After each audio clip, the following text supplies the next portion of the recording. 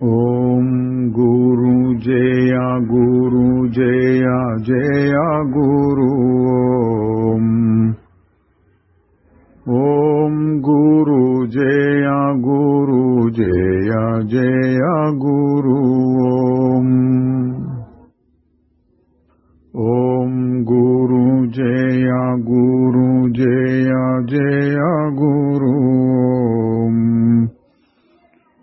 ఓం గురు జయ గురు జయ జయ గురు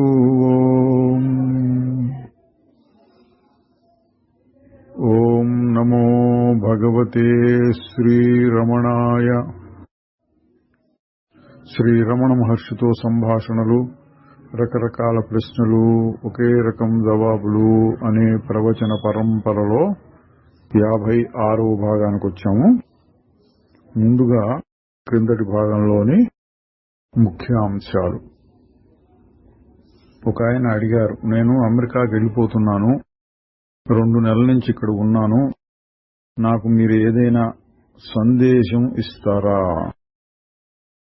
అంటే మహర్షి గారు తన పద్ధతిలో చెప్పారు, నువ్వు ఎప్పటికీ భగవాన్ని వదిలి ఉండటం అనేది ఉండదు. గురువు నీ యందే ఉన్నాడు, ఆత్మయే గురువు, దానికి దూరంగా నువ్వు ఎక్కడికి వెళ్ళగలుగుతావు అన్నారు. ఆయన మళ్ళీ అడిగాడు, నేను ఇతరులకు దేశానికి సహాయం చేయాలనుకుంటాను, ముందుగా ఆత్మానుభవం కలిగి ఉండాలా అంటే మహర్షి గారు, ముందు నీ ఆత్మను ప్రత్యక్షం చేసుకో, తక్కినవన్నీ తర్వాత వస్తాయి అన్నారు. తర్వాత నేను పనిచేసేటటువంటి కంపెనీలో ఆధ్యాత్మిక విలువల్ని చొప్పించాలనుకుంటున్నాను అన్నాడు.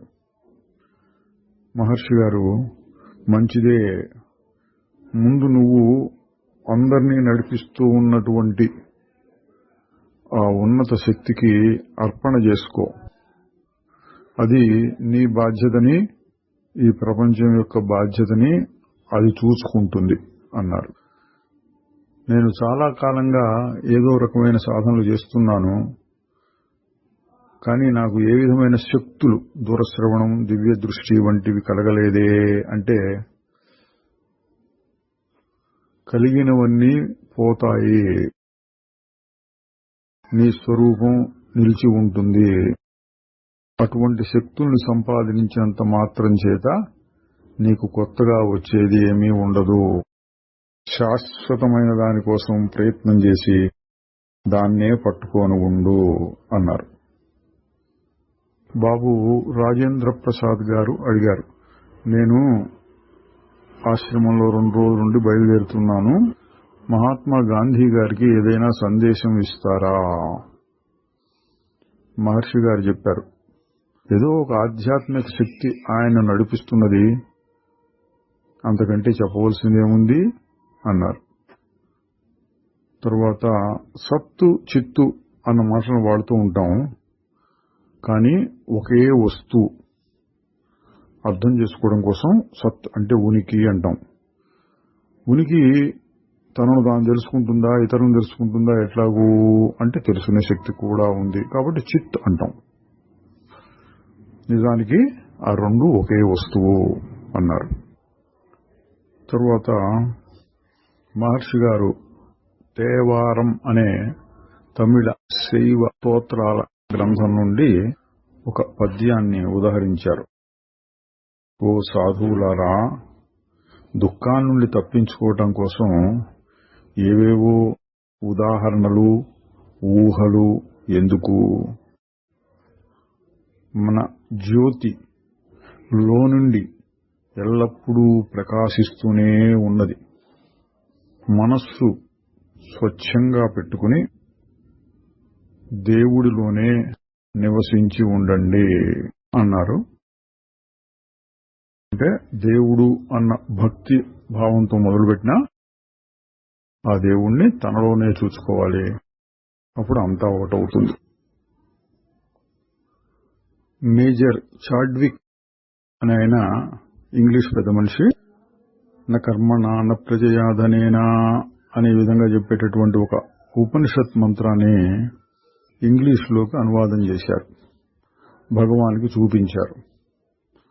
మహర్షి గారు దాని మీద పెద్ద వివరణ చర్చలు అన్ని చేసి చెప్పిన తరువాత ఏమన్నారంటే, ఇదంతా కూడా పైన విషయాలను తెలుసుకోవాలి అనే వాళ్ళ కోసం. జ్ఞానికో ఏ విధమైన ప్రశ్నలు రావు, తాను ఏ విధమైన హద్దులకు లోబడి ఉండను అని అనుకుంటూ ఉంటాడు.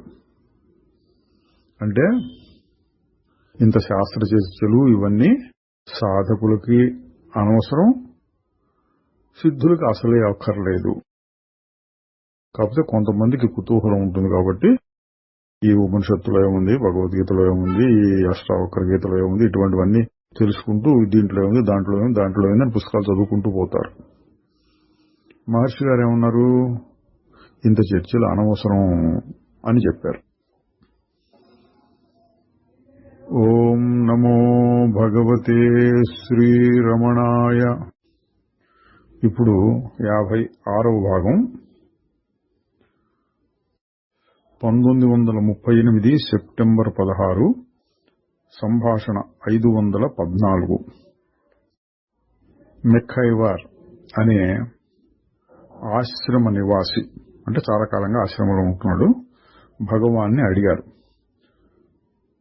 నేను స్విట్జర్లాండ్ వెళ్లాలనుకుంటున్నాను, అక్కడ ఉండే ఒక గురువు నన్ను ఆహ్వానిస్తున్నాడు అన్నాడు. భగవాన్ అన్నారు, ఏదో ఒక శక్తి అందరినీ ఇక్కడికి తీసుకొస్తోంది, అదే శక్తి ఇతన్ని మళ్లీ యూరోప్ పంపించాలనుకుంటోంది. అతను ఒక విషయం గుర్తుపెట్టుకోవాలి, ఏమంటే ప్రపంచమంతా మనస్సులో నుంచి వచ్చిన కల్పనయే, ఆ మనస్సు యొక్క మూలం ఆత్మయే. ఈ శరీరం ఎక్కడెక్కడ తిరిగినా సరే మనస్సు ఎల్లప్పుడూ తన అదుపులో ఉండాలి. శరీరం కదులుతుంది కానీ ఆత్మ కదలదు. ప్రపంచమంతా ఆత్మలోనే ఉన్నది, అంతే అన్నారు. అంటే ఏంటంటే సూటిగా సమాధానం చెప్పలా. ఎవరో గురువు గారు పిలుస్తున్నారు, స్విట్జర్లాండ్ వెళ్ళొచ్చునా అంటే, ఏదో శక్తి నిన్ను పంపించాలనుకుంటే వెళ్ళు, కానీ ఎక్కడికి వెళ్ళినా ఆత్మని మర్చిపోకూడదు. అది గుర్తున్నవాడికి అక్కడికి వెళ్ళడం ఇక్కడికి వెళ్ళడం అనే ప్రశ్న రాదు. అయితే ప్రారంభంలో ఉంటే వెళ్తే వెళ్ళొచ్చు అన్నట్టుగా చెప్పారు. తర్వాత 1938 సెప్టెంబర్ 17, సంభాషణ 515. ఒకరి ప్రశ్న. ఇంతకు ముందు రోజు ఇచ్చిన వివరణలో న కర్మణాన ప్రజయాధనేన త్యాగే నైగే ఈ విధంగా ఒక చర్చ వచ్చింది కదండి. అందులో ఆవరణ దోషం అంటే మనస్సును కమ్ముకోనున్నటువంటి అజ్ఞానం పోతే కారణ శరీరం పడిపోయినట్లే అంటారు. సరే, కారణ శరీరం అంటే అజ్ఞానం కాబట్టి పోయినట్టే.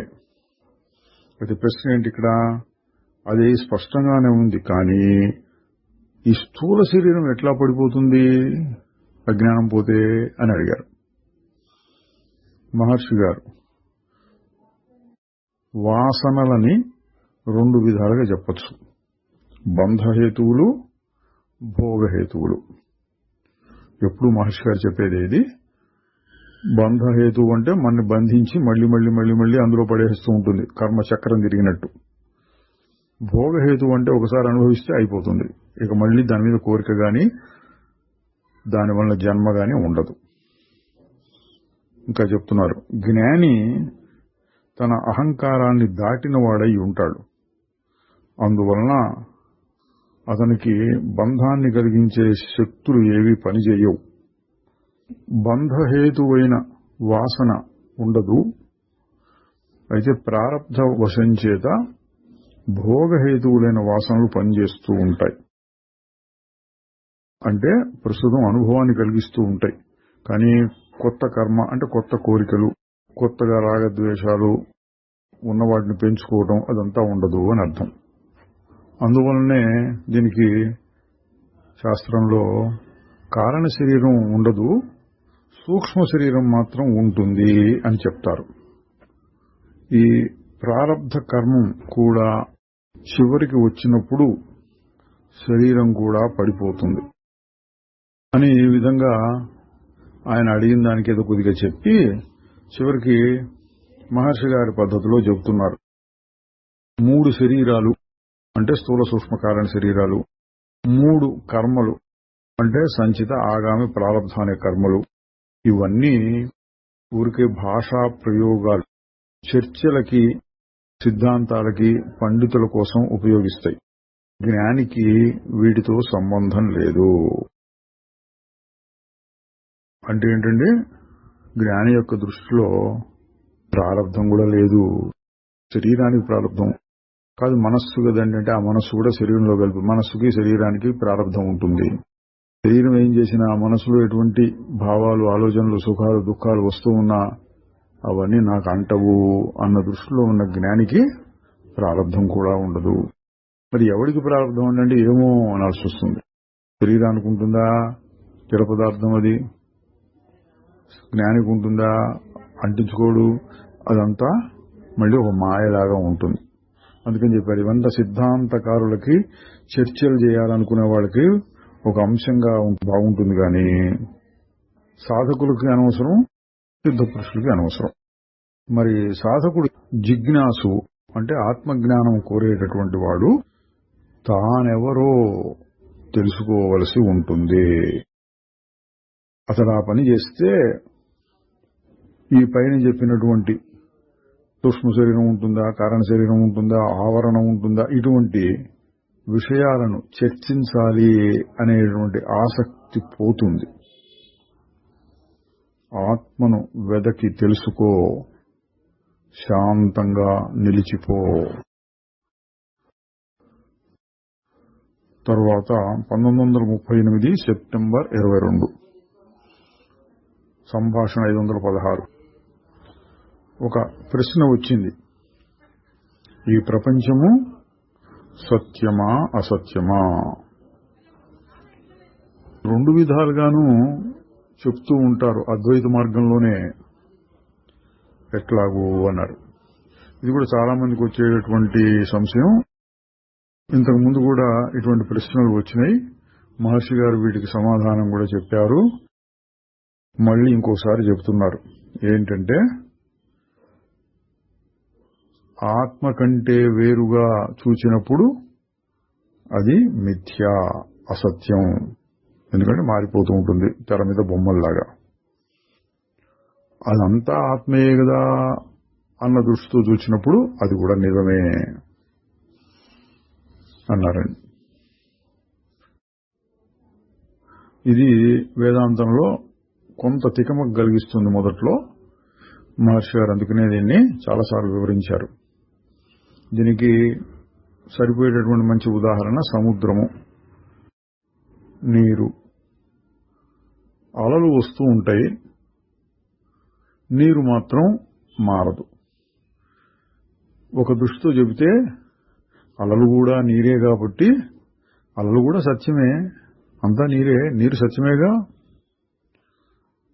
ఇంకొక దృష్టితో చెబితే అలలు అన్నది ఉత్త మాటే, ఊరికే ఒక పేరు పెట్టావు. దేనికి పేరు పెట్టావు?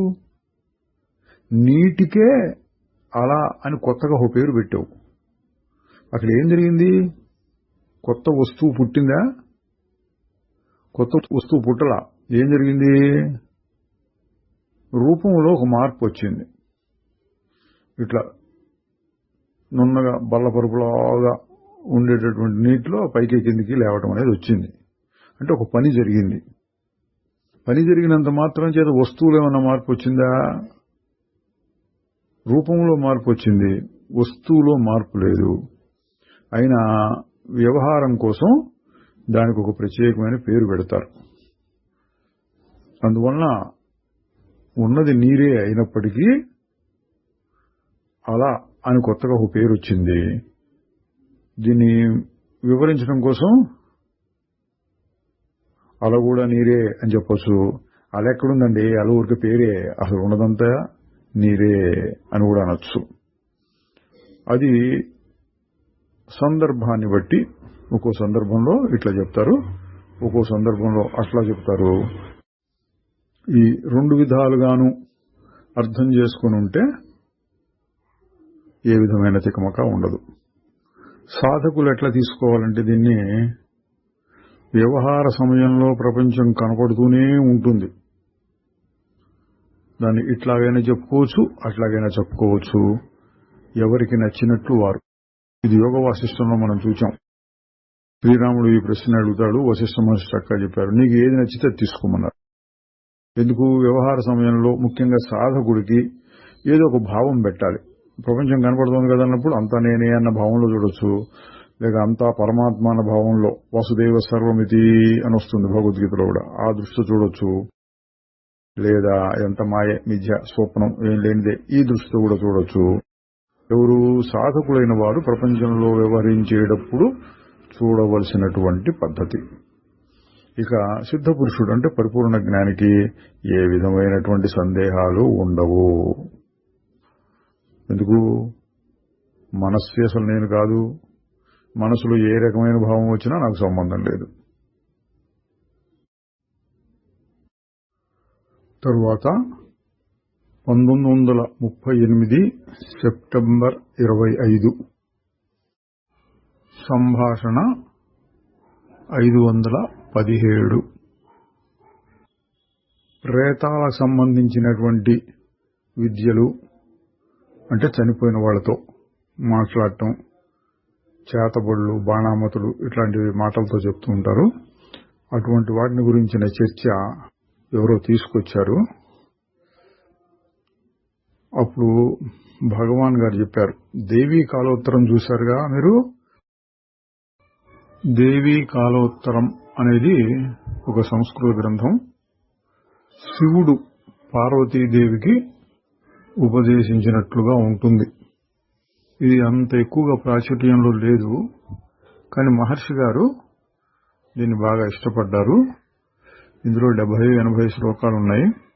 వాటికి మహర్షి గారు స్వయంగా అనువాదం కూడా చేశారు. శుద్ధమైన జ్ఞానయోగ సాధనను తెలియజేస్తుంది. సిద్ధాంతాలు కాకుండా సారాంశం ఏంటి?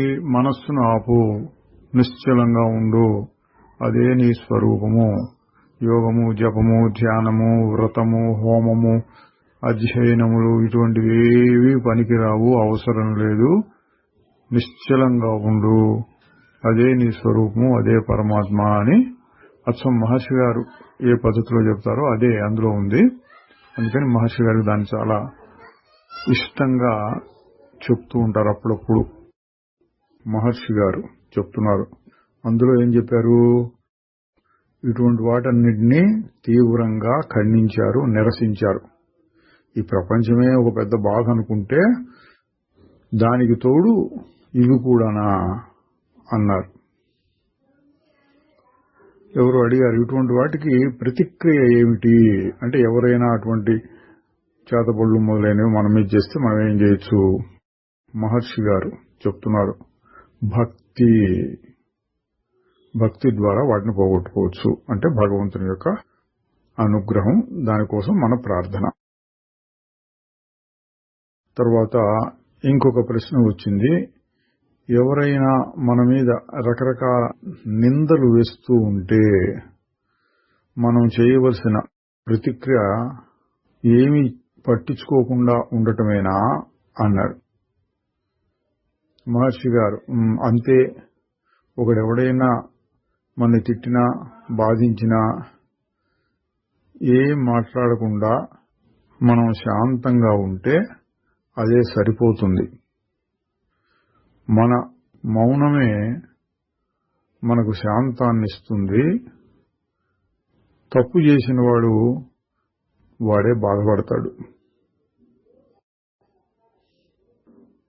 తర్వాత బ్రహ్మలోకము అనే దాని గురించిన ఒక చర్చ వచ్చింది. మహర్షి గారు చెప్పారు, బ్రహ్మలోకము అంటే ఆత్మలోకమే. క్రిందటిసారి ఒక ఉపనిషత్తులోది బ్రహ్మలోకేషు పరాంతకాళి అని వచ్చింది చూడండి. అక్కడ చెప్పినట్టుగానే ఇక్కడ చెప్పారు. బ్రహ్మలోకం అంటే ఆత్మలోకమే. వేదాంత దృష్టిలో దాని అర్థం బ్రహ్మలోకం అన్నా ఆత్మలోకం అన్నా ఒకటే. తరువాత 1938 సెప్టెంబర్ 27 సంభాషణ 518. గుప్తా అనే ఒక తెలుగు పండితుడు సందర్శకుడుగా వచ్చారు. ఆయన భగవాన్ గారితో మాట్లాడుతుంటే ఒక సందర్భంలో మహర్షి గారు అన్నారు, అహంకృతి అంటే అహంకారం అంటుంటాం మనం. అహంకారము అహం రెండూ ఒకటి కాదు. అహం అంటే ఉన్నతమైన సత్యం. అహంకారం అంటేనేమో శరీరంతో కలిసినటువంటిది. దాన్ని దాటిపోతే గాని సత్యాన్ని గ్రహించలేము. ఆ పరమ పురుష స్వరూపం అవ్యక్తంగా ఉంటుంది. అది వ్యక్తం కావటంలో మొట్టమొదటి దశ అహం స్ఫురణ. బృహదారణ్యకోపనిషత్తు కూడా అహం నామో భవతు అని చెప్తుంది. అంటే పరమాత్మ అహం అనే పేరుతో బయటకు వచ్చాడు అని. అదే పరమాత్మకి ఇవ్వవలసినటువంటి మొట్టమొదటి పేరు. తర్వాత ఆ పండితుడు అనుగ్రహం ఎలా పనిచేస్తుంది అని అడిగాడు. గురువు యొక్క మనస్సు శిష్యుని యొక్క మనస్సు మీద ఏదో విధంగా పనిచేస్తూ ఉంటుందా, లేక ఇంకేమైనా వేరుగా ఉంటుందా? మహర్షి గారు అన్ని రకాల అనుగ్రహాల్లోనూ అత్యుత్తమమైనటువంటిది మౌనము. అదే అత్యుత్తమమైన ఉపదేశం కూడాను. ఆయన అన్నాడు, వివేకానంద గారు కూడా ఇట్లాగే చెప్పాడు, మౌనమే అతిపెద్ద ప్రార్థన అని. మహర్షి గారు అవును అదంతే. మౌనంగా గ్రహించగలిగిన సాధకుడికి గురువు యొక్క మౌనమే పెద్ద ఉపదేశం. అదే అత్యున్నతమైన అనుగ్రహం. దీక్షలన్నీ అంటే స్పర్శ దీక్ష, చక్షు దీక్ష మొదలైనవి ఈ మౌనం నుండే బయటకు వస్తాయి. మౌనం మీదే ఆధారపడి ఉంటాయి అవన్నీ. అందువల్ల రెండో రకం మౌనమే మొదటిది. గురువు మౌనంగా ఉంటే ఆ శిష్యుడి మనస్సు కూడా శుద్ధం అవుతుంది. ఆయన ఇంకొక ప్రశ్న అడిగాడు, ఎప్పుడైనా ప్రాపంచికమైనటువంటి బాధలతో భరించలేనటువంటి స్థితి ఉన్నప్పుడు దేవుణ్ణి లేక గురువుని ప్రార్థించటం సరి అయినదేనా? మహర్షి గారు సందేహమేముంది అట్లాగే అన్నారు. అంటే సాధారణంగా ఏం చెప్తూ ఉంటారు, నిష్కామంగా ఉండాలి భక్తి, కోరికలు కోరకూడదు అని. కానీ తట్టుకోలేని పరిస్థితులు వచ్చినప్పుడు ప్రార్థించడం కూడా తప్పులేదు అని మనం అర్థం చేసుకోవాలి. తరువాత సంభాషణ 519. మహర్షి గారే చెప్తున్నారు, మహావాక్యాలు వాటిపైన వ్యాఖ్యానాలు ఎడతెగని చర్చలకు దారితీస్తాయి. వినేవారి యొక్క మనస్సుల్ని ఆకట్టుకుంటాయి. కానీ అదంతా బాహ్యమైనటువంటి దృష్టే అవుతుంది. మనస్సు లోనికి తిప్పి నేను అన్న దాని మీద నిలకడ చెందాలి. అప్పుడే బాహ్య వస్తువులకి అంతం ఉంటుంది, పరిపూర్ణమైన శాంతి వెల్లివిరుస్తుంది. అంటే మహావాక్యాలు కానీ ఇంకోటి కానీ అటువంటి చర్చలు చేసి బహిర్ముఖ దృష్టి ఇంకొక రకంగా పెరుగుతుంది. ఇదొక రకమైన బహిర్ముఖ దృష్టి. దీనికి అర్థమేంటి, దానికి అర్థమేంటి, ఆయన ఎలా వ్యాఖ్యానం చేశాడు, ఈయన ఎలా వ్యాఖ్యానం చేశాడు, ఇది రైటా అది రైటా ఇట్లా అంటూ ఉంటే ఇది ఒక రకమైన బహిర్ముఖ దృష్టి అన్నారు. తరువాత యోగ వాసిష్టంలోనే ఒక భాగాన్ని ఎవరో మహర్షి గారి ముందు చదివి వినిపించారు. అందులో ఉపదేశం చూపు ద్వారా, స్పర్శ ద్వారా, అంటే స్పర్శ దీక్ష, దృగ్దీక్ష అంటారు, ఇచ్చినట్లుగా వర్ణింపబడింది. మహర్షి గారు దాని గురించి చెప్పారు. దక్షిణామూర్తి మౌనాన్ని బోధించారు. శిష్యులు తన దగ్గరకు వచ్చినప్పుడు మౌనాన్నే పాటించాడు. అదే అత్యుత్తమమైన ఉపదేశం. అందులోనే తక్కిన అన్ని రకాల ఉపదేశాలు కలుస్తాయి. ఇతర రకాల దీక్షల్లో దృక్కు, ద్రష్ట అంటే చూచేవాడు, చూడబడేది అనే రెండు ఉండాలి. అంటే భేదాన్ని నిలబెట్టవలసి వస్తుంది. ముందు నేను అన్నటువంటి కర్త లేక చెప్పేవాడు, తరువాత వినేవాడు లేక పదార్థం, ఈ రెండు రావాల్సి ఉంటుంది. ఈ రెండు లేకపోతే ఎవరిని ఎవరు చూస్తారు, ఎవరిని ఎవరు ముట్టుకుంటారు, అంటే స్పర్శ దీక్ష ఎలా ఇస్తారు? మౌన దీక్షలో ఇవన్నీ ఏమీ ఉండవు. మౌన దీక్షే అన్నిటికంటే ఉత్తమమైనటువంటిది. అందులో చూడటము, ముట్టుకోవటము, నోటి ద్వారా బోధించడము అన్నీ ఉంటాయి. అది అంటే ఆ మౌనం వ్యక్తిని అన్ని విధాలుగాను శుద్ధం చేసి సత్పదార్థంలో నిలబడి ఉండేటట్లుగా చేస్తుంది. తరువాత అదే రోజు సంభాషణ 520. ఆస్ట్రేలియా నుంచి లోమన్ అనే ఒక పెద్ద మనిషి వచ్చారు. ఆయన హిందూ మతానికి సంబంధించిన తత్వశాస్త్రాన్ని, వేదాంతాన్ని బాగా చదివినట్టు కనపడ్డాడు. తాను ఏకత్వాన్ని నమ్ముతున్నాడని, అయినా జీవుడు అజ్ఞానంలోనే ఉంటాడని, ఈ విధమైనటువంటి విషయాలు చెప్పుకుంటూ వచ్చాడు. మహర్షి గారు అన్నారు, నువ్వు నమ్ముతున్నటువంటి ఏకత్వం ఏమిటి? అందులో జీవుడికి స్థానం ఎలా ఉంటుంది? ఆయన సమాధానం, ఏకత్వం అనేటువంటిది పరమాత్మలోనే ఉంటుంది. మహర్షి గారు, అటువంటి ఏకత్వంలో జీవుడికి స్థానం ఎక్కడా? ఆయన అంటున్నాడు, కానీ జీవుడు ఇంకా ఆ పరమాత్మను సాక్షాత్కరింపజేసుకోలేదు. తనను తాను దానికి వేరుగా, అంటే ఒక వ్యక్తిగా ఉన్నట్టు భావించుకుంటున్నాడు. మహర్షి గారు, జీవుడు వ్యక్తిగా అంటే వేరుగా ఉన్నట్టు భావించుకుంటున్నాడు. అయితే అతడు ఉంటేనే కదా ఒకటి ఊహించుకోవడానికి. అంటే ఇక్కడ గుర్తించండి, మహర్షి గారు చాలా పై స్థాయిలో చెప్తున్నారు. అజ్ఞానం వల్ల జీవుడు తనను తాను వేరుగా చూసుకుంటున్నాడు. మహర్షి గారు ఏమంటున్నాడు, అసలు ముందు తాను అనేవాడు ఒకడు ఉంటే కదా తనను తాను వేరుగా గాని ఒకటిగా గాని చూసుకోవడానికి అన్నారు. ఆయన బాగా చదువుకొచ్చినవాడు కదా, కానీ అదంతా అసత్యం. మహర్షి గారు చెప్తున్నారు, అసత్పదార్థం తన ప్రభావాన్ని చూపించలేదు. అది ఎట్లా ఉంటుందంటే, కుందేడు కొమ్ము తీసుకొని నేను ఒక జంతువుని చంపాను అనటం. ఎందుకంటే కుందేలుకి కొమ్ములు ఉండవు కాబట్టి.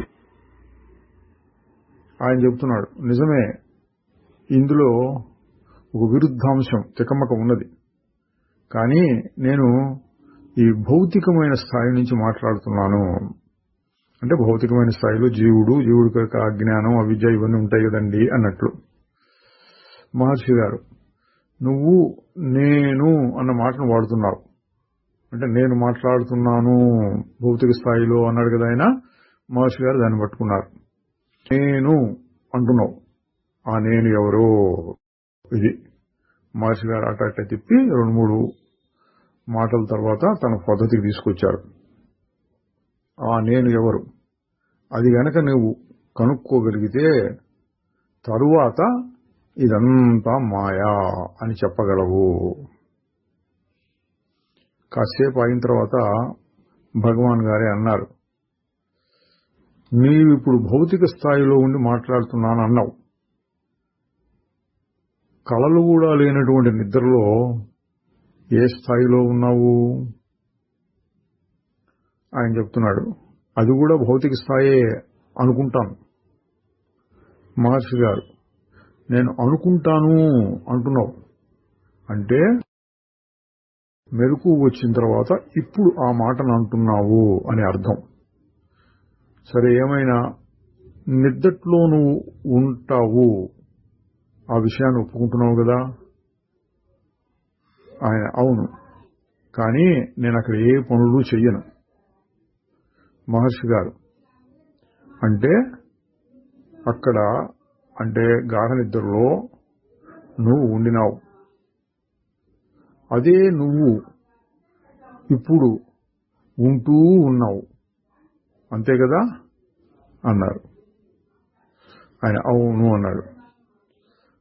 మహర్షి గారు మళ్ళీ చెప్తున్నారు, కానీ ఇక్కడ ఒక తేడా ఉంది. నిద్దట్లో నువ్వు ఏ పనులు చేయలేకుండా ఉన్నావు. ఇప్పుడు మెలకు వచ్చిన తరువాత నీవు ఆలోచించేటటువంటి ఒక శక్తితో, పదార్థంతో అంటే మనస్సుతో ఏకీభూతం అవుతున్నావు. నిద్ర వచ్చినప్పుడు దాని నుంచి వేరుపడుతున్నావు. అంటే ప్రస్తుతం నువ్వు మనసుతో కలిసి ఉన్నావు, నిద్ర వచ్చినప్పుడు దాన్ని వదిలేస్తున్నావు, అంతే కదా అన్నారు. ఆయన అంటే లోరీ గారు అవును అన్నాడు. మహర్షి గారు, అయితే ఇప్పుడు నీ నిజమైన స్వరూపం ఏమిటి? ఆలోచనలతో సంబంధం పడినదా, ఏ ఆలోచనలు లేకుండా ఉండేదా అని అడిగారండి. ఆయన, ఇప్పుడు నేను అర్థం చేసుకున్నాను, కానీ నిద్దట్లో నా స్వరూపాన్ని తెలుసుకోలేకపోయాను కదా. మహర్షి గారు, అట్లాగని నువ్వు ఇప్పుడు అంటున్నావు, నిద్దట్లో ఆ మాట అనలేదు కదా, అప్పుడు నువ్వు లేకుండా పోయినావు అంటావా? ఆయన, లేదు అంటే ఉంటాను నిద్దట్లో కూడా. మహర్షి గారు, దీని సారాంశం ఏమంటే నువ్వు రెండు అవస్థల్లోనూ ఉంటున్నావు, అంటే నిద్దట్లోనూ మెలకు వచ్చిన తర్వాత ఊరక ఉండేటటువంటి ఆ ఉనికికి గ్రహించేది కూడా నువ్వే, తెలుసుకోగలుగుతున్నావు అన్నమాట. అంటే ఉనికియే చైతన్యం కూడా, సత్తు చిత్తు, పరమాత్మ చైతన్యమే ఆత్మ. అదే నీ యొక్క అసలైన స్వరూపము. మళ్ళీ ఆయన అడుగుతున్నాడు, కానీ అటువంటి సాక్షాత్కారానికి కూడా ఆలోచించటం అవసరం కదా. మహర్షి గారు చూడండి ఎట్లా చెప్తున్నారు, ఆ ఆలోచన తక్కిన ఆలోచనలను తీసివేయటం కోసంగా ఉపయోగిస్తుంది. చూడండి, ఆలోచన పనికిరాదల్లా. ఎటువంటి ఆలోచన ఉండాలి? నేనెవరు అన్నదాని గురించి ఆలోచన లేక ధ్యానము మొదలైనవి చేస్తూ ఉంటే తక్కిన ఆలోచనలన్నీ పోతాయి. కాబట్టి అటువంటి ఆలోచన సాధకులకు కావాలి. దాన్ని మనం శ్రవణము, మననము, నిధిధ్యాసన అంటుంటాం. ఆయన అడుగుతున్నాడు, నా అజ్ఞానం వలన నేను ఆ పరమాత్మ సత్ చిత్ స్వరూపాన్ని అనుభవంలో గ్రహించలేకపోతున్నాను. మహర్షి గారు మళ్ళీ తన పద్ధతిలో, ఆ నేను ఎవరు, ఆ అజ్ఞానం ఎవరిది, ఈ రెండు ప్రశ్నలకి సమాధానం తెలుసుకుంటే చాలు, నువ్వు ఆ అనుభవాన్ని పొందినవాడవే. తన ఉనికిని కాదు అనేవాడు ఎవడైనా ఉంటాడా? లేక నిద్దట్లో నేను ఉండకుండా పోయినాను అని ఎవడైనా అనగలడా? ఆ విధంగా శుద్ధమైన ఉనికిని అంగీకరించాల్సి ఉంటుంది. అంటే గాఢ నిద్రలో కూడా ఏది ఉంటుందో అది శుద్ధమైన ఉనికి, అట్లా ఇట్లా ఫలానా ఫలానా అని లేకుండా అది అందరూ అంగీకరించాలి. దాన్ని అంగీకరించడంతో చైతన్యాన్ని కూడా అంగీకరించినట్లు అవుతుంది. ఎందుకు?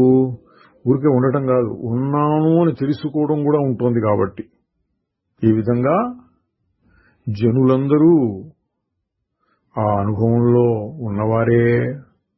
అజ్ఞాని అన్న మనిషే లేడు అసలు అని మహర్షి గారు తన స్థాయిలో చెప్పారు.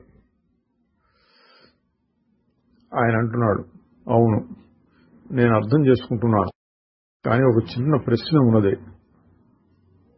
సాక్షాత్కారం అనేటటువంటి స్థితి కోరికలు లేని స్థితి అయి ఉండాలి. మరి ఒక మానవుడు కోరికలు లేకుండా ఉండగలిగితే అప్పుడు అతడు మానవుడే కాకుండా పోతాడు అన్నాడు. అంటే చదివి వచ్చారు కదండి ఈయన, మోక్షము అంటే కోరికలన్నీ పోయిన స్థితి అని. అది అడుగుతున్నాడు మహర్షి గారు. నిద్దట్లో నీ ఉనికిని నీవు అంగీకరిస్తున్నావో, మహర్షి గారి పద్ధతిలో మళ్ళీ నీవప్పుడు ఏ పని చేయలేదు, అప్పుడు ఈ స్థూల శరీరాన్ని గురించి నీకు తెలియదు, నువ్వు ఈ శరీరానికి మాత్రమే పరిమితమై ఉండలేదు, అప్పుడు ఆత్మ కంటే భిన్నంగా నువ్వు ఇంకా మరొక పదార్థాన్ని తెలుసుకోలేకుండా ఉండినావు. ఇప్పుడు మెలకువ కలిగిన స్థితిలో అదే ఉనికిగా ఉంటున్నావు, కానీ శరీరం యొక్క పరిమితుల్లో లోబడి ఉన్నావు. ఈ పరిమితులు, హద్దులు ఇతర పదార్థాలను చూచేటట్లుగా చేస్తున్నది.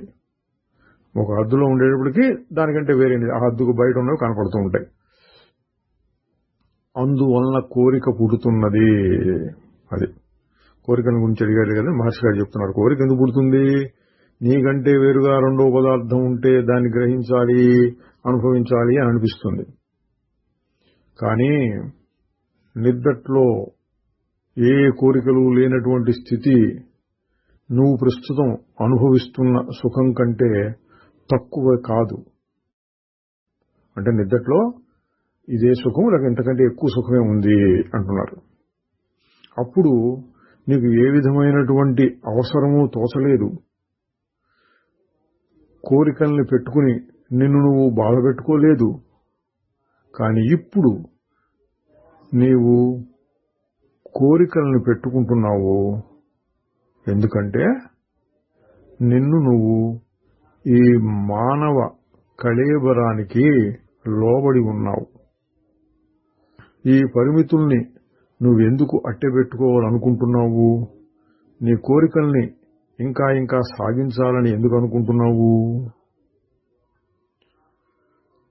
2 క్షణాలాగి మహర్షి గారు మళ్లీ మొదలుపెట్టారు. నేనిక్కడున్నాను అని నీ శరీరం నీకు చెబుతోందా? కాదు. అట్లా శరీరాన్ని గ్రహించగలిగినటువంటిది శరీరము కంటే వేరైనటువంటి ఏదో ఒక వస్తువు. ఏమిటది?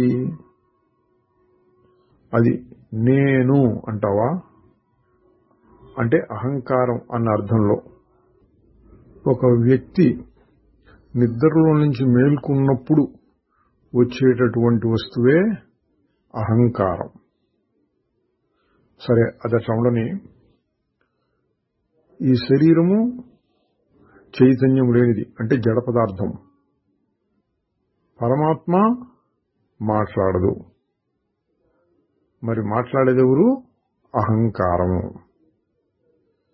నిద్దట్లో ఎవడు మోక్షాన్ని కోరడు.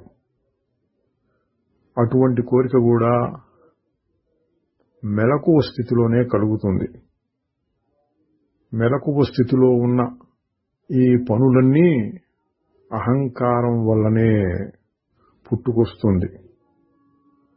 దాన్నే నేను అని అంటున్నారు.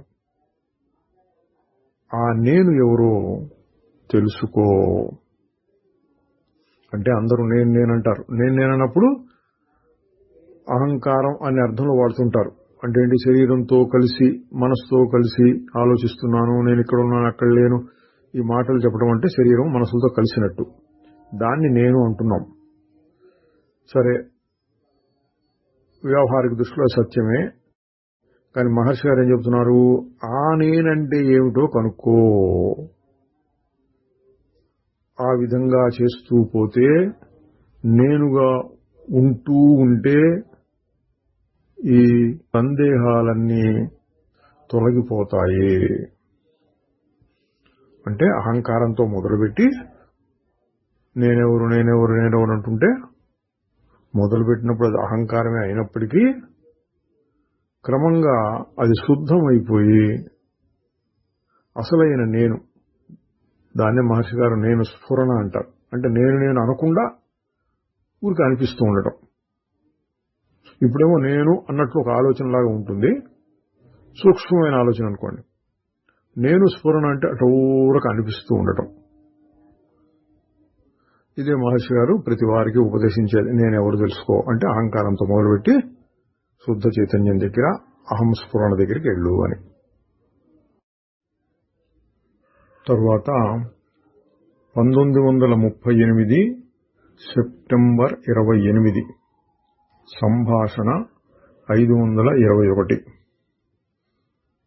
కొంతమంది కాంగ్రెస్ పార్టీ వాళ్ళు మహర్షి గారికి ప్రశ్నల్ని ఒక కాగితం మీద రాసి అందించారు.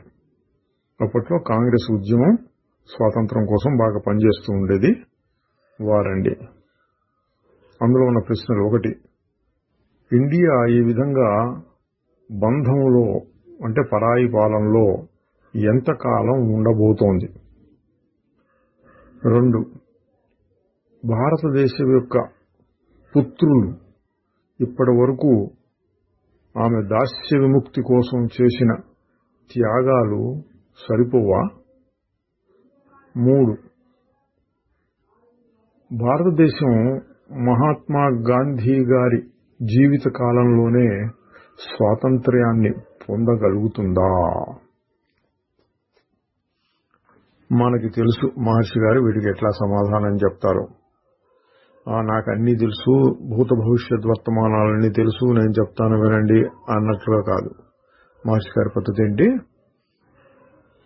క్లుప్తంగా ఈ విధమైన సమాధానాలు చెప్పారు. గాంధీ గారు తనను తాను ఆ దైవ శక్తికి అర్పణ చేసుకున్నారు. స్వంత ఆసక్తి ఆశలు ఏమీ లేకుండా ఆ శక్తిని అనుసరించి పనిచేస్తూ ఉంటారు. ఫలితాల మీద ఆయన దృష్టిని పెట్టరు, వచ్చిన దానిని స్వీకరిస్తూ ఉంటారు. అంటే మనకు తెలుసండి, భగవద్గీత చూసాం మనం, నిష్కామ కర్మ చెయ్యి, ఫలాన్ని కోరకు, అట్లాని కర్మని మానకు, అట్లా వచ్చింది అక్కడ కర్మణ్యేవాధికారస్తే. ఎట్లా చేయాలి అంటే సంగం త్యక్త్వా, సంగము లేకుండా, ఫలాన్ని కోరకుండా. మహాత్మా గాంధీ గారు మహాత్ముడన ఎందుకన్నారంటే ఎందుకు, భగవద్గీత కూడా చిన్న వ్యాఖ్యానం రాశారు ఆయన, కొద్దిపాటి వ్యాఖ్యానం. భగవద్గీత మొత్తం ఆయన చిన్నతనంలోనే కంఠస్థం చేశారు. ఊరికే కంఠస్థం చేయడం కాకుండా దానికి అర్థాలు అవి బాగా వంట పట్టించుకుని, ఎప్పుడు తనకు ఏ విధమైన సమస్య వచ్చినా అట్లా ఒక్కసారి భగవద్గీత అనుకోగానే అందులో నుంచి ఆ సందర్భానికి తగినటువంటి ఒక శ్లోకం ఆయనకి స్ఫురిస్తూ ఉండేది. ఆయన రాసిన వ్యాఖ్యానానికి అనాసక్తి యోగము అని పేరు పెట్టారు. భగవద్గీతకి అనాసక్తి యోగము అన్న పేరుతోటి. మహర్షి గారికి ఆ సంగతి తెలుసు, అందుకని చెప్తున్నారు. గాంధీ గారు ఆసక్తి లేకుండా, ఫలితాన్ని కోరకుండా దైవశక్తికి తనను తాను అర్పణ చేసుకుని ఆ విధంగా దేశ స్వాతంత్ర్యం కోసం పోరాటం చేస్తూ ఉన్నారు. ఇక పేరుకి పోరాటం అన్నా ఆయన నిజమైన ఆసక్తి లేకుండా చేస్తున్నట్టు. ఇది మహర్షి గారు క్లుప్తంగా చెప్పి వాళ్ళతో ఉంటున్నారు. తక్కిన ఈ జాతీయ కార్యకర్తల యొక్క ధోరణి కూడా అదే అయి ఉండాలి. వారికి ఇది మరి అర్థమైందో లేదో వారి పద్ధతిలో అడుగుతున్నారు. మేము చేసేటటువంటి పనులు విజయాన్ని వరిస్తాయా? మహర్షి గారు మళ్ళీ ఈ ప్రశ్న అడిగేవారు అర్పణ చేసుకోలేదు కాబట్టి ప్రశ్న వస్తున్నది. అంటే ఒకవేళ భగవంతుడికి అర్పణ చేసుకొని ఉంటే ఆయన ఏది చేస్తే దాన్ని అంగీకరించడమే. మాకు విజయం లభిస్తుందా అన్న మాట రాకూడదు. అది ఆయన మళ్ళీ అదే ప్రశ్న ఇంకొక రకంగా అడుగుతున్నారు. అట్లాగైతే మేము చేసేటటువంటి ఈ పోరాటాలు దేశ కళ్యాణం కోసం చేసేటటువంటి త్యాగాలు వాటిని గురించి ఆలోచించడం అవసరం లేదంటారా? మహర్షి గారు మొదట నీ సంగతి నువ్వు చూసుకో, తక్కినవన్నీ వాటంతరే వస్తాయి.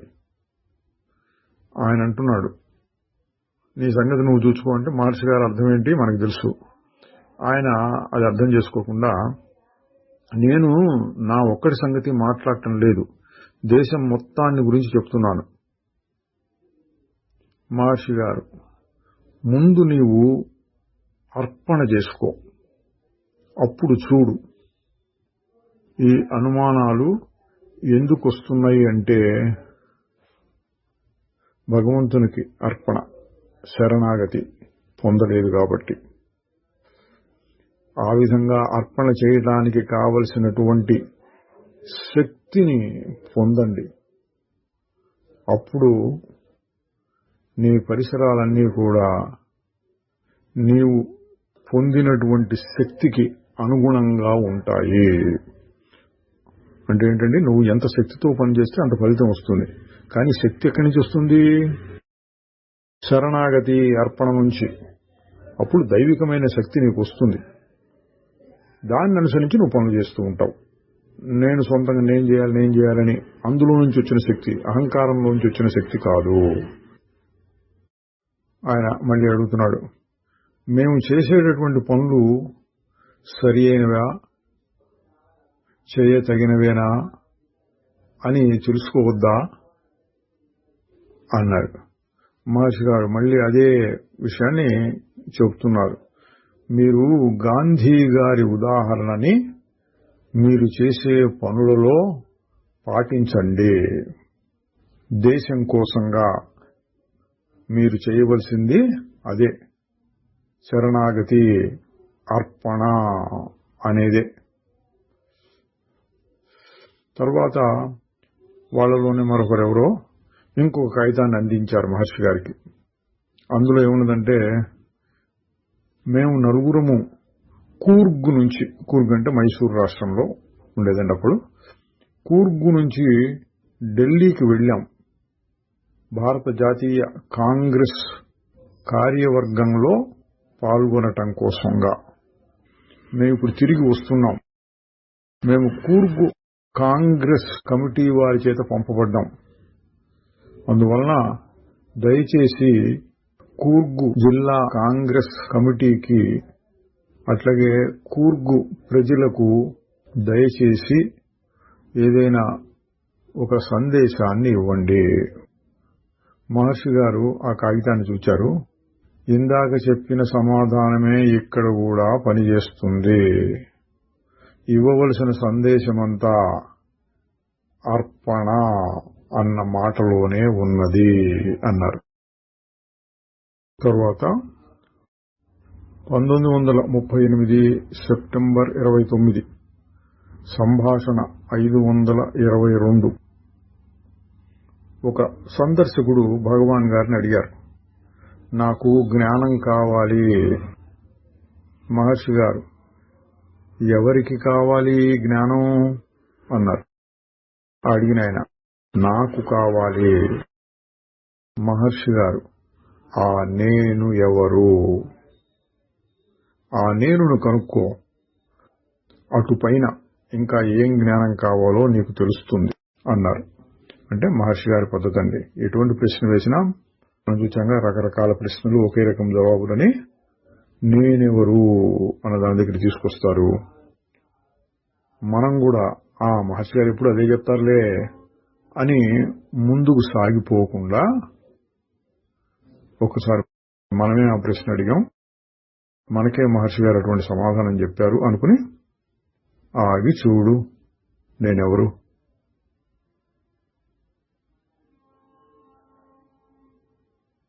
నిశ్చల స్వరూపం, ఉత్త ఉనికి. చెప్పడం కోసం భాషను వాడుతున్నాం గాని అనుభవం కోసం భాషను కూడా వదిలేయాలి. వదిలేసి ఏం చేయాలి? ఉత్త ఉనికి, ఊరక ఉండటం.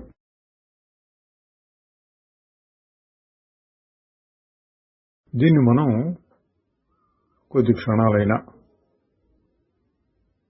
మహర్షి గారు చెప్పినప్పుడల్లా అభ్యాసం చేస్తూ ఉండాలి. అప్పుడు అది మనకి బాగా ఉపయోగిస్తుంది. తర్వాత 1938 అక్టోబర్ 2 సంభాషణ 523. బెంగాల్ నుంచి కొందరు యాత్రికులు ఒక ప్రత్యేక రైల్లో దిగారు. వాళ్లలో ఒక ఆయన పాల్ బ్రంటన్ గారి పుస్తకం ఒకటి చదివి వచ్చాడు. ఆయన అన్నాడు, అప్పటి నుంచి భగవాన్ గారిని చూడాలని చాలా ఆత్రంగా ఉన్నాను. నాలో ఉన్న కోరికలు, ఆవేశాలు, వీటిని తొలగించుకోవడం ఎలాగా అని ప్రశ్నించాడు. మహర్షి గారు తన పద్ధతిలో, వాటి మూలాన్ని వెదకు, అప్పుడు అది తేలికవుతుంది. ఆవేశాలు మొదలైనవి ఏమిటి? కామక్రోధములు కదా. అవి ఎట్లా వస్తున్నాయి? ఇష్టము అయిష్టము అంటే రాగద్వేషములు. చూడబడేటటువంటి అంటే దృశ్యమైనటువంటి విషయాల ఎడల రాగద్వేషములు అంటే ఇష్టం అయిష్టం. వాటి వల్ల కోరికలు మొదలైనవి కలుగుతున్నాయి. అవన్నీ నీ దృష్టికి ఎలా వస్తున్నాయి? నీ యొక్క అవిద్య వలన, అంటే అజ్ఞానం. దేని యొక్క అజ్ఞానం? ఆత్మ యొక్క అజ్ఞానం. అంటే మహర్షి గారు చెప్పిందేంటి? ఆత్మ యొక్క అజ్ఞానం వలన ఆ కోరికలు అవన్నీ వస్తున్నాయి. అందువలన నీవు నీ ఆత్మను తెలుసుకుంటే, అందులో నిలబడి ఉంటే, ఉద్రేకాలు మొదలైన వాటి వలన నీకు ఏ విధమైన కష్టము ఉండదు. కాసేపు ఆగి మహర్షి గారే అన్నారు, ఈ ఆవేశాలు, ఉద్రేకాలు మొదలైన వాటికి కారణం ఏమిటి? హాయిగా ఉండాలి, లేక ఏదైనా సుఖాన్ని అనుభవించాలి అనే కోరిక. సుఖం కోసం కోరిక అసలు ఎందుకు ఉదయిస్తుంది? ఎందుకంటే నీ స్వభావమే ఆనందం కాబట్టి, అది నీకు సహజం కాబట్టి, నీ స్థితిలోకి నీవు రావాలి అనుకుంటున్నావు. ఈ ఆనందం ఆత్మలో తప్ప మరి బయట ఎక్కడా ఉండదు. దానికోసం మరొక చోట వెదకకు. ఆత్మనే కనుక్కో, అందులోనే నిలబడి ఉండు. ఇంకా చెప్తే,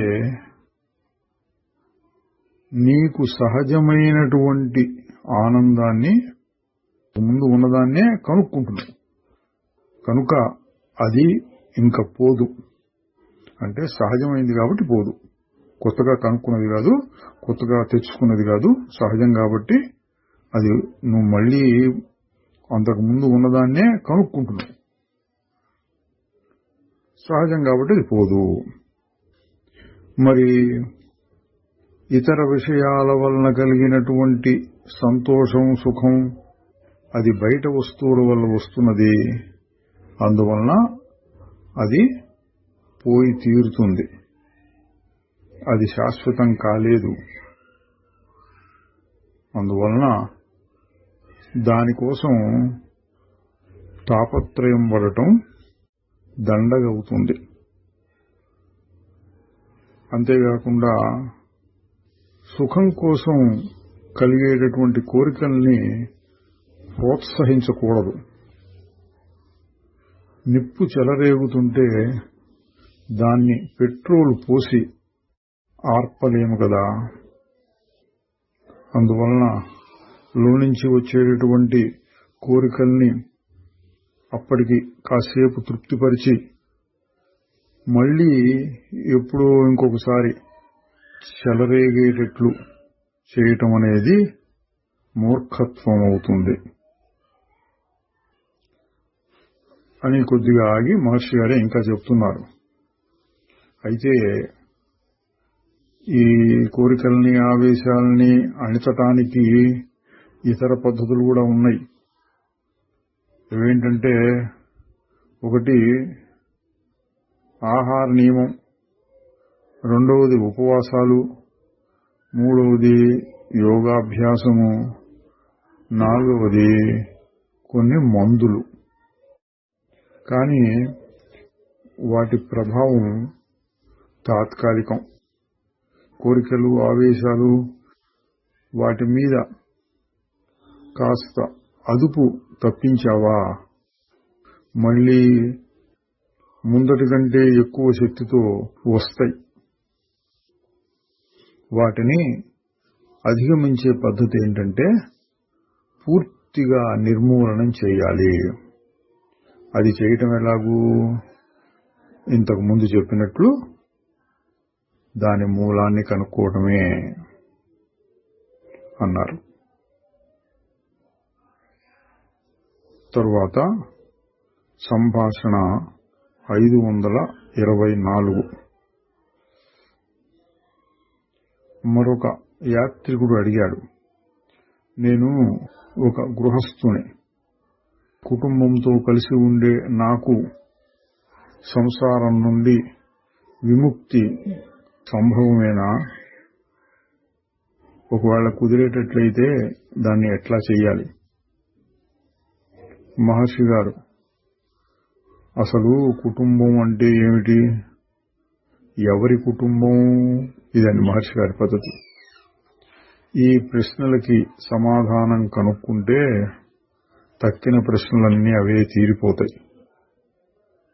నాకు ఒకటి చెప్పు, నువ్వు కుటుంబంలో ఉన్నావా? కుటుంబం నీలో ఉన్నదా? ఆయనకు సరిగా అర్థం కాలేదేమో, ఏమో సమాధానం చెప్పలా. అప్పుడు భగవాన్ గారే ఇంకా కొనసాగించారు, నువ్వు ఎల్లప్పుడూ 3 రకాలైన స్థితులను పొందుతూ ఉన్నావు. అవేమిటి? జాగ్రత్త, స్వప్నం, సుషుప్తి. అంటే మెలకువ, కల, గాఢ నిద్ర అండి. నువ్వు నిద్రలో ఉన్నప్పుడు కుటుంబం సంగతి గాని, వాటితో నీకు ఉన్న సంబంధం గాని తెలియకుండా ఉండినావు. అప్పుడు ఈ ప్రశ్నలు ఉదయించవు. ఇప్పుడు నువ్వు కుటుంబం గురించి ఎరుకతో ఉన్నావు, వాటితో సంబంధం కూడా ఉన్నది అనిపిస్తోంది. అందువలన వాటి నుండి బయటపడాలి అనుకుంటున్నావు. కానీ నీవు ఎల్లప్పుడూ ఒకే వ్యక్తివి. అంటే ఏంటంటే మహర్షి గారు ఎప్పుడు చెప్పేదే, నిద్దట్లో ఏం లేదు, ఇప్పుడు అన్నీ ఉన్నాయి, కానీ నువ్వు అప్పుడు ఇప్పుడు ఒకడవే.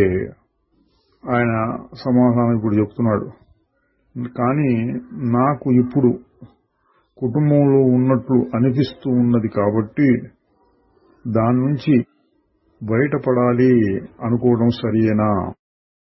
మహర్షి గారు, అది సరియే, కానీ కొంచెం ఆలోచించి చెప్పు.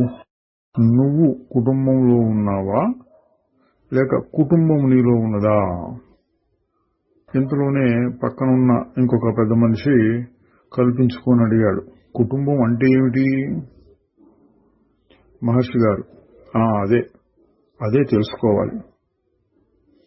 ఇప్పుడు ఆయన అంటున్నాడు, నాకు భార్య ఉన్నది, పిల్లలున్నారు, వారు నా మీద ఆధారపడి ఉన్నారు, అది కుటుంబం అంటే. మహర్షి గారు చెప్తున్నారు, ఈ కుటుంబ సభ్యులు నిన్ను కట్టేస్తున్నారా? నీ మనస్సును కట్టేస్తున్నారా? లేక నువ్వే వాళ్లతో బంధాన్ని కలిగించుకుంటున్నావా? వాళ్ళని దగ్గరికి వచ్చి, మేము నీ కుటుంబం వాళ్ళం, నువ్వు నాతోనే ఉండాలి అంటున్నారా? లేక నువ్వే ఇదంతా నా కుటుంబము, నేను వాళ్ళ చేత బంధింపబడి ఉన్నాను అనుకుంటున్నావా? ఆయన కొద్దిగా ఆలోచించి చెప్పాడు, వారందరినీ నా కుటుంబం అని నేను అనుకుంటున్నాను, వారి వల్ల నేను బంధింపబడుతున్నట్లు కూడా అనుకుంటున్నాను. మహర్షి గారు, సరిగ్గా చెప్పావు, నువ్వు ఫలానావిడ నా భార్య అని, ఫలానా వారు నా పిల్లలని, వారి వల్ల నాకు బంధం కలుగుతోందని నువ్వు అనుకుంటున్నావు. ఈ ఆలోచనలన్నీ నీవి. ఆ ఆలోచనలు, భావాలు నీ వల్ల ఉనికి కలిగి ఉంటున్నాయి. నీవు వాటిని కావాలంటే కొనసాగించవచ్చు, లేదా వదిలించుకోవచ్చు. చూడండి, మహర్షి గారు తేలిక చెబుతున్నారు, ఆలోచనలు నీలో వస్తున్నాయి, నువ్వే ఆధారం, కావాలంటే ఉంచుకో, లేకపోతే తీసేయి. ఎంత తేలిగ్గా చెప్పారు చూడండి. వాటిని పెంచుకుంటే బంధము, తీసివేస్తే విడుదల, మోక్షం. వాటినంటే ఆ భావాల్ని, ఆలోచనల్ని.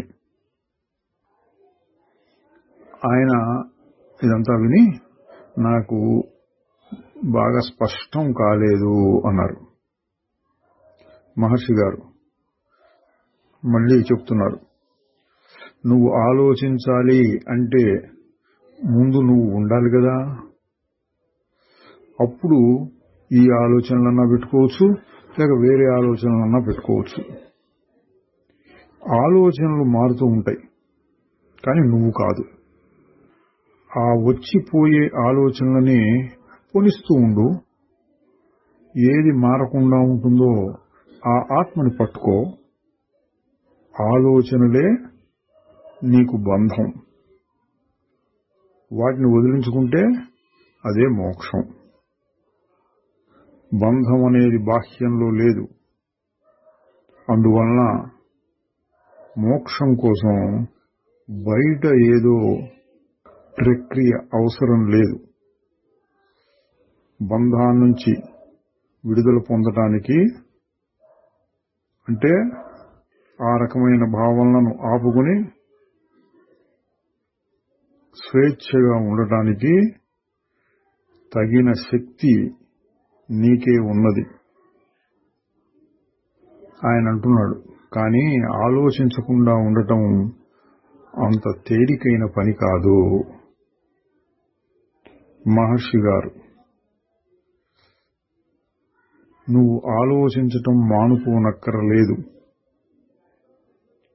ఆలోచనల మూలం ఏమిటి అని ఆలోచిస్తే చాలు. దాన్ని కనుక్కో, దాన్ని వెతుకు, కనుక్కో. ఆత్మ తనంతట తానుగా ప్రకాశిస్తుంది. అది తెలిసినప్పుడు నీ ఆలోచనలు వాటంతట అవే ఆగిపోతాయి. బంధాల నుండి అదే నీకు విముక్తి. మహర్షి గారు చాలాసార్లు చెప్పిందేనండి, మనం కూడా చాలాసార్లు ఆలోచించాం. మళ్ళీ ఒకసారి కాస్త దృష్టి నిలపాలి. ఆలోచించకుండా ఉండటం కష్టం అనంటే, ఎందుకయ్యా కష్టం? కాసేపు ప్రాణాయామం చేసి బిగబట్టు ఇట్లాంటి చెప్పట్లా. ఏమన్నారు? ఆలోచించటం మానటం కాదు, ఆలోచనలకు మూలం ఏమిటి అని వెతుకు. అంటే ఇంకో రకంగా చెబితే ఏంటంటే అండి, ఆలోచనలు అవి ఇవి ఇవి ఇవి ఎన్నో రకాలుగా వస్తుంటే ఆ ఆలోచనలు ఆపటానికి ఇది ఒక ట్రిక్. ఏంటి ఆలోచనల మూలం ఏమిటి అని వెతుకుతుంటే దాన్ని వేరే పని పెట్టినట్టయింది మనస్సుకి. ఆ పనిలో అది నిమగ్నమయ్యి వెతికి వెతికి వెతికి వెతికితే ఏం కనపడుతుంది? ఆగిపోతుంది, తన స్వరూపం బయటపడుతుంది. అప్పుడు ఆలోచనలు వాటంతటగా ఆగుతాయి. ఎందుకు? అదే బాగుంటుంది కాబట్టి. ఆలోచించడం కంటే అది బాగుంటుంది అని నీకు అర్థమైంది కాబట్టి. ఆయన అంటున్నాడు, అవును, నాకు ఇప్పుడు అర్థమైంది, ఇప్పుడు తెలుసుకోగలిగాను. సరే, దీనికి ఒక గురువు అవసరమా? మహర్షి గారు, నిన్ను నీవు ఒక వ్యక్తిగా భావించుకుంటున్నంత వరకు ఒక గురువు కావాలి. ఎందుకు? నువ్వు ఏ పరిమితులకు లోబడలేదని, నీ స్వభావం అన్ని పరిమితుల నుండి విడిపడినదని తెలిపిడిగేయటం కోసం గురువు కావాలి. అంటే ఏంటంటే మహర్షి గారు చెప్పేది, గురువు అనేవాడు నీకేదో నెత్తి మీద చేయబెట్టి అటువంటివి చేసి మోక్షాన్ని తెచ్చేవాడు. అసలు నీకు బంధము లేదు, హద్దులు లేవు, నువ్వు ఎల్లప్పుడూ శుద్ధమైన ఆత్మవే అని చెప్పటం కోసం. ఎందుకు? నేను ఒక వ్యక్తిని హద్దులున్నాయని అనుకుంటున్నావు కాబట్టి. నీ స్వరూపంలో నువ్వుంటే అదే గురువు, అదే నువ్వు. తరువాత సంభాషణ 525. మరొక సందర్శకుడు, అంటే బెంగాల్ నుంచి వచ్చిన వాళ్ళలోనే ఒక ఆయన అడిగాడు, కర్మలన్నీ బంధకారకాలు, అంటే బంధాన్ని కలిగిస్తాయి, కానీ ఏదో రకమైన పని లేకుండా ఎవరూ ఉండలేరు కదా. అందువలన బంధం అనేది పెరుగుతూ పోతుంది.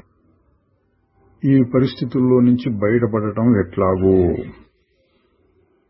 కర్మ చేయకుండా ఉండలేము, చేస్తే బంధం పెరుగుతూ ఉంటుంది. ఎట్లా? మహర్షి గారు, ఎట్లా చేస్తే బంధం పెరగకుండా ఉంటుందో, పైగా బలహీనపడుతూ ఉంటుందో ఆ విధంగా కర్మలు చెయ్యాలి. అదే నిస్వార్థ కర్మ, అంటే భగవద్గీతలో చెప్పిన కర్మయోగం అండి. నేను చేస్తున్నాను అనే భావన లేకుండా చేయొచ్చు, అది శుద్ధ జ్ఞానం. లేదా తన స్వంతం కోసం, స్వార్థం కోసం కాకుండా శాస్త్రంలో చెప్పారు అని గాని, లేక దేశ సేవ అని గాని, అటువంటి దృష్టిలో పెట్టుకొని చేస్తూ ఉంటే బంధం కలగకుండా ఉంటుంది. తర్వాత 1938 అక్టోబర్ 3, సంభాషణ 526. ఒక సందర్శకుడు అడిగారు, లోకంలో దేవుడికి కొన్ని పేర్లు పెడతారు, ఆ పేరు చాలా పవిత్రమైందని, దాన్ని మళ్లీ మళ్లీ అంటూ ఉంటే, అంటే జపం చేస్తూ ఉంటే ఆ నామం ఆ వ్యక్తికి లాభాన్ని లేక పుణ్యాన్ని కలిగిస్తుంది అంటారు. అది నిజం అవుతుందా? అంటే నేను ఒక రకమైన నాస్తికుడు అనుకోవాలండి. దేవుడు ఉన్నాడని బహుశా నమ్ముతాడేమో, దేవుడి యొక్క నామాన్ని ఊరికే అనుకుంటూ పోతే ఏమవుతుంది అని మహర్షి గారు చెబుతున్నారు. అంటే ఆయన స్థాయిలో చెబుతున్నారు. ఎందుకు రాదు? నీకు ఒక పేరున్నది, ఆ పేరు పెట్టి పిలిస్తే నువ్వు పలుకుతున్నావు. నువ్వు పుట్టినప్పుడు నీ శరీరం మీద ఆ పేరు రాసి లేదు కదా, లేదా ఆ శరీరమే వచ్చి నాకు ఇటువంటి పేరు అని చెప్పుకోదు కదా. అయినా నీకు ఒక పేరును ఎవరో ఇచ్చారు, ఆ పేరు పిలవంగానే నువ్వు పలుకుతావు. ఎందువల్లంటే ఆ పేరుతో నువ్వు అంతగా తాదాత్మ్యం చెందావు. అదండి. పేరు అనేటువంటిది నిజంగా ఒక మాటే అయినప్పటికీ ఆ మాటకి నువ్వెంతో విలువిస్తున్నావు కాబట్టి అది నిజంగా ఉన్నదాంతో సమానమైంది. కాబట్టి పేరు అనేటువంటిది ఏదో ఒక దానికి గుర్తు. అది కేవలం ఒక మిథ్యా వస్తువు కాదు. అట్లాగే దేవుడి పేరు కూడా ప్రభావం కలిగి ఉంటుంది. ఆ నామాన్ని ఉచ్చరిస్తూ ఉంటే ఆ నామము దేన్ని సూచిస్తుందో దాన్ని గుర్తు తెచ్చుకుంటున్నట్లు అవుతుంది. కనుక దాని ప్రభావము పుణ్యము ఉంటుంది. ఆ ప్రశ్న అడిగిన ఆయన ఏం సమాధానం చెప్పలేదు, కానీ అంత తృప్తితో ఉన్నట్టుగా లేదు. కాసేపు ఊరికే ఏం మాట్లాడకుండా కూర్చుని ఇక తిరిగి వెళదాం అనుకున్నప్పుడు భగవాన్ గారిని ప్రార్థించారు, మీ అనుగ్రహం నాకు కావాలి అని. అప్పుడు మహర్షి గారు చమత్కారంగా అన్నారు, నేను నీకు అనుగ్రహాన్ని సరే ఇస్తాను అని మాటలతో చెబితే ఆ మాటలకి ప్రభావం ఉంటుందా? నీకెలా తృప్తి కలుగుతుంది అన్నారు. అంటే అడిగిన ఆయన అర్థం చేసుకున్నాడు. మహర్షి గారు నేను నా అనుగ్రహం నీకు ఇస్తున్నాను పో అనగానే ఆయనకి ఆ విషయంలో నమ్మకం ఉంటే ఆ మహర్షి గారు అనుగ్రహం ఇస్తున్నారులే అని కొంత తృప్తి కలుగుతుంది. నిజంగా అనుగ్రహం వస్తుందో లేదో తర్వాత మాట. అట్లాగే భగవన్నామం మీద కూడా నీకు నమ్మకం ఉంటే అది పనిచేస్తుంది అని ఇందాక అడిగిన ప్రశ్నకి ఇప్పుడు సమాధానం చెప్పినట్లయింది. అప్పుడు మహర్షి గారు ఆ ప్రశ్నించిన ఆయన ఇద్దరూ నవ్వారు. తర్వాత ఆయన వెళ్ళిపోయినాడు. తర్వాత 1938 అక్టోబర్ 4 సంభాషణ 527. కూర్గు నుంచి కొందరు మహిళలు వచ్చి హాల్లో ఉన్నారు. వారిలో ఒకరు అడిగారు, నేను ఒక మంత్రాన్ని తీసుకున్నాను. అయితే కొంతమంది నన్ను భయపెడుతున్నారు. ఏమంటే దాన్ని ఊరికే ఉచ్చరిస్తూ ఉంటే ఏవో లేనిపోని పరిణామాలు కలగవచ్చును. మన దగ్గర కూడా అంటూ ఉంటారండి, ఈ మంత్రం మంచిది కాదు, ఈ మంత్రం నెత్తి అడుస్తుంది, దీనివల్ల దుష్పరిణామాలు ఉంటాయి, ఇట్లా చెప్తూ ఉంటారు. ఆవిడ అది అడిగింది. అది ఏం లేదు, ఉత్త ప్రణవమే, అంటే ఓం ఓం ఓం అనటం.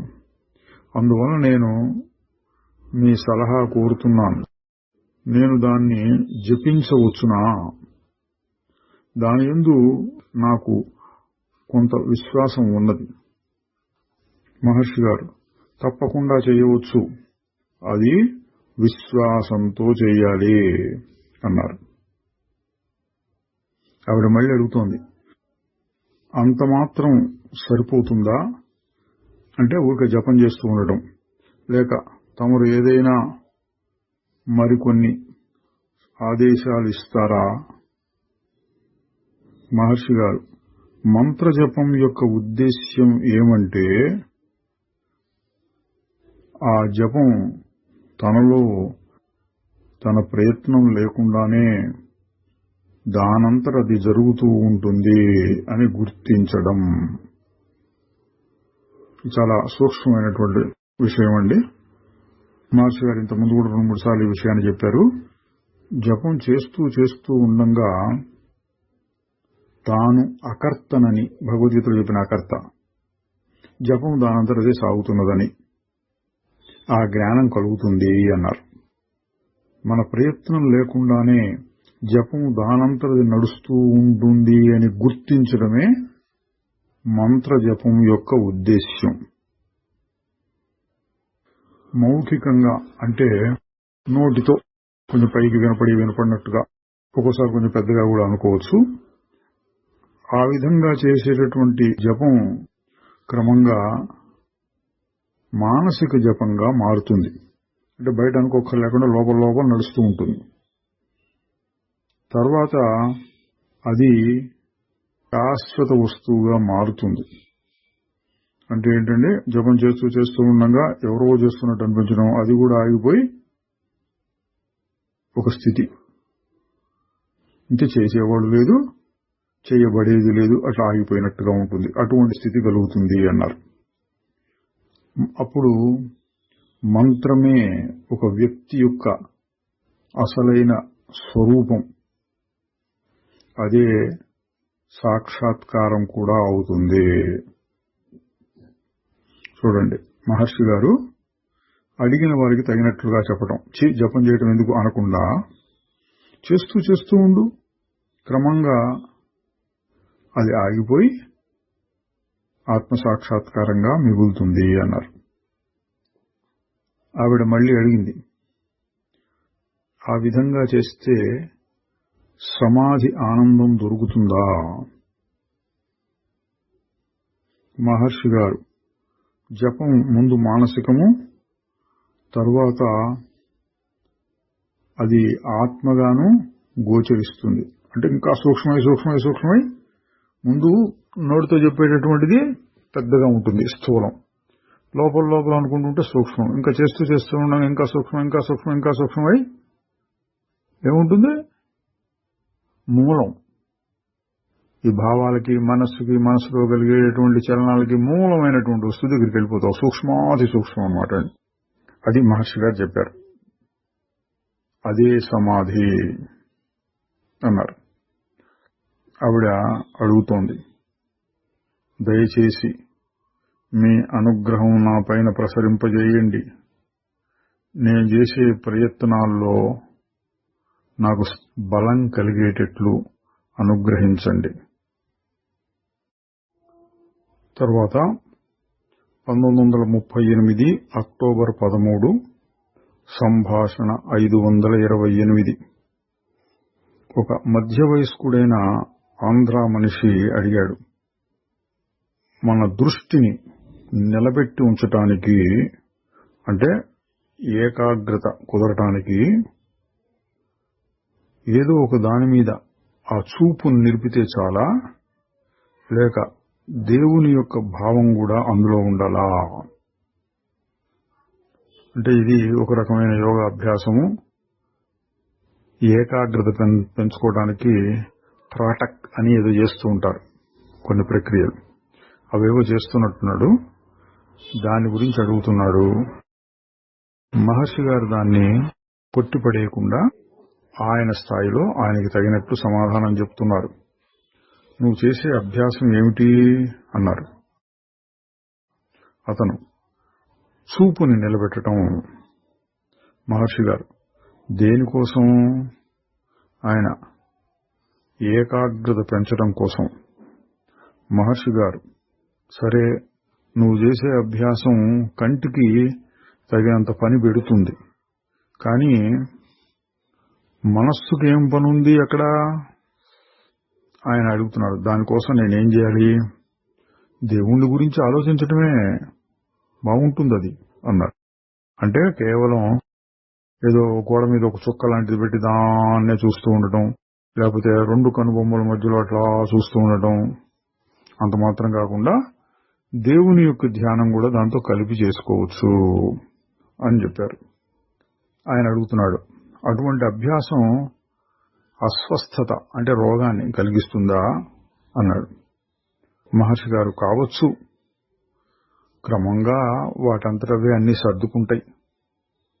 కావచ్చు అన్నారంటే అవుతాయి అని కూడా చెప్పాలని. ఎందుకనంటే ఇటువంటి అభ్యాసాలు కంటికి బాగా శ్రమ కలిగిస్తాయి. దానివల్ల తలనొప్పులు రావచ్చు, క్రమంగా ఏ జ్వరాలు అట్లాంటివి కూడా రావచ్చు. బాగా అనుభవజ్ఞుడైనటువంటి గురువు సన్నిధిలో చేయాలి అటువంటివి, ఒకవేళ చేయదలుచుకుంటే. జ్ఞానయోగ పద్ధతులు కావు అవి. అందుకని మహర్షి గారు కావచ్చు అన్నారు. ఆయన మళ్ళీ అడుగుతున్నాడు, నేను రోజు 4 గంటలు ధ్యానం చేసేవాడిని. ఈ చూపు నిలిపే అభ్యాసాన్ని 2 గంటల సేపు చేసేవాడిని. చూడండి ఎట్లా చేసేవాడు, పాపం కష్టపడ్డాడు. నేను జబ్బు పడ్డాను. చూడండి, జబ్బు పడ్డాను. అందరూ అన్నారు ఇదంతా నువ్వు చేసే అభ్యాసాల వల్లనే. అప్పుడు నేను ధ్యానాన్ని ఆపేశాను అన్నాడు. మహర్షి గారు సరే పరిస్థితులు అవే సర్దుకుంటాయిలే అన్నారు. అంటే 2 రకాల అర్థం వస్తుందండి. నువ్వు ఆపేసావు అదే సర్దుకోవడం, లేదా ఇంకా సాగిస్తూ ఉండు క్రమంగా అలవాటు పడతావు, అట్లా కూడా చెప్పుకోవచ్చు. ఆయన మళ్ళీ అడుగుతున్నాడు, కంటి చూపు దానంతరది స్వభావంగా నిలిచిపోయేటట్టు చేయటం మంచిది కాదా అన్నాడు. మహర్షి గారు ఏంటి నువ్వు అన్నదానికి అర్థం అని అడిగారు. ఆయన చెప్తున్నాడు, కంటి చూపును నిలబెట్టడానికి ప్రయత్నం చెయ్యాలా లేక దానంతరది జరుగుతుందిలే అని వదిలేయాలా? ఇందులో ఒక ముఖ్యమైన విషయం ఉందండి. మనస్సును గాని చూపును గాని నిలబెట్టడానికి ప్రత్యేకంగా ప్రయత్నం చేయకపోయినా ధ్యానం చేస్తూ ఉంటే మనస్సు ఆగినప్పుడు కంటి చూపు దానంతరది ఆగిపోతుంది. ప్రాణం కూడా పూర్తిగా ఆగుతుంది మొదట్లో, లేదా సన్నగా నడుస్తూ ఉంటుంది. వీటిని జ్ఞాన మార్గంలో చెప్పరు, కానీ వాటంతరం జరుగుతూ ఉంటాయి. దాని గురించి ఈయన అడుగుతున్నాడు, దానంతరది ఆగిపోయేటట్టు చేయటం మంచిదా లేక మనం ప్రయత్నం చేయాలా? ఇది కంటి చూపును నిలబెట్టడం. మహర్షి గారు అంటున్నారు, ఒకదాన్ని మొదట్లో కష్టపడి చేస్తూ తర్వాత అది సహజమైపోయేటట్లు చేయడమే ప్రయత్నం అంటే. చాలా కాలం అభ్యాసం చేసిన తర్వాత అది సహజం అవుతుంది అన్నారు. ఆయన మళ్ళీ అడుగుతున్నాడు, ప్రాణాయామం అవసరమా? మహర్షి గారు అది ఉపయోగిస్తుంది. ఆయన నేను దాన్ని అభ్యాసం చెయ్యలేదు, ఇప్పుడు దాన్ని మొదలు పెట్టమంటారా అన్నాడు. మహర్షి గారు సూటిగా చెప్పకుండా, తగినంత మానసిక బలం ఉంటే అన్నీ చక్కబడతాయి. ఆయన అటువంటి మానసిక బలం నాకు ఎట్లా వస్తుంది? మహర్షి గారు ప్రాణాయామం వలన. ఆయన ఆహార నియమం కూడా అవసరమా? మహర్షి గారు తప్పకుండా బాగా ఉపయోగిస్తుంది అది. మళ్ళీ అడుగుతున్నాడు, నా ధ్యానం ఒక అనంత తత్వం మీద ఉండాలా లేక ఒక ఖండమైన వస్తువు మీద ఉండొచ్చునా? మహర్షి గారు అంటే ఏంటి అని అడిగారు. ఆయన నేను కృష్ణుడు లేక రాముడు అనే వాటి మీద కూడా ధ్యానం చేస్తూ ఉండవచ్చునా? అంటే కాసేపు ఆ నిరాకారం నిశ్చలం మీద ప్రయత్నం చేసి మనసును ఏకాగ్రం చేయడం కోసం ఒక నామం పెట్టుకోవడం, లేదా కాసేపు రాముడని కాసేపు కృష్ణుడని మారుస్తూ ఉండటం పర్వాలేదా అని అడిగారు. మహర్షి గారు చెప్తున్నారు, అసలు భావన అంటేనే ఖండత్వం, వేరు చేయడమే. చూడండి, కొంచెం లోతైన అర్థంలో చెప్పారు. కాసేపు రాముడు కృష్ణుడు అనుకోవచ్చు, అంటే రాముడు కృష్ణుడు అనగానే అనంతతత్వాన్ని ఒక హద్దుల్లో పెట్టినట్టయింది కదా అని ఆయన ప్రశ్న అయితే, మహర్షి గారు అంటున్నారు, ఏ భావన అయినా సరే ఖండత్వమే. నేను అన్న ఒక మాట అంటే ఖండత్వం, దేవుడు అంటే ఖండత్వం. మరి అఖండం ఎట్లా ఉంటుంది? ఊరకుండటమే, ఆగిపోవటం. అది లేకుండా ఏ చిన్న భావం కలిగినా, ఏ చిన్న ఆలోచన వచ్చినా, పేరు పెట్టినా ఖండత్వం అయిపోయింది అని మహర్షి గారు కొంచెం లోతైన అర్థంలో చెప్పారు. అక్కడితో ఆ సంభాషణ ముగిసింది. ఈ సంభాషణ నుంచి మనం గ్రహించదగిన విషయం ఏంటంటే, మహర్షి గారు తన పద్ధతిలో చెప్పలేదు. ఎందుకని? అతడు నేను ఒక దాని మీద చూపు నిలుపుతున్నాను, అందులో ఇబ్బంది వచ్చింది. ఎందుకు అట్లా చేస్తున్నావు అంటే ఏకాగ్రత కోసము అన్నాడు. అంటే అతని ధ్యేయం ఆత్మసాక్షాత్కారం, ఆత్మానుభవం, కష్టాల నుంచి తప్పించుకోవటం, మనస్సు ఆపేటట్లు చేయటం, ఇటువంటివి కాకుండా ఏకాగ్రత రావాలి అని. అందుకని అతనికి తగినట్లుగా చెప్పారు. ఆత్మానుభవం మొదలైనవి కోరుకున్న వారికేమో నువ్వెవరో తెలుసుకో, ఆ విధంగా చెప్తూ ఉంటారు. అది కూడా మరీ ఎక్కువగా చెప్పకుండా చేస్తూ ఉండు, మంచిదే, క్రమక్రమంగా అదే అలవాటు అవుతుంది అన్నారు. అంటే ఏంటండి, ఇక్కడ ఏదో ఒక ప్రత్యేకమైన కోరికతో చేసేటటువంటి అభ్యాసానికి, ముముక్షుత్వంతో చేసేటటువంటి అభ్యాసానికి తేడా ఉంది.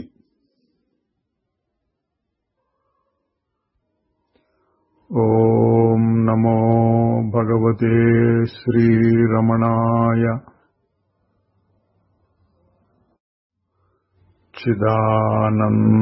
చిదానందరూప శివోహం శివో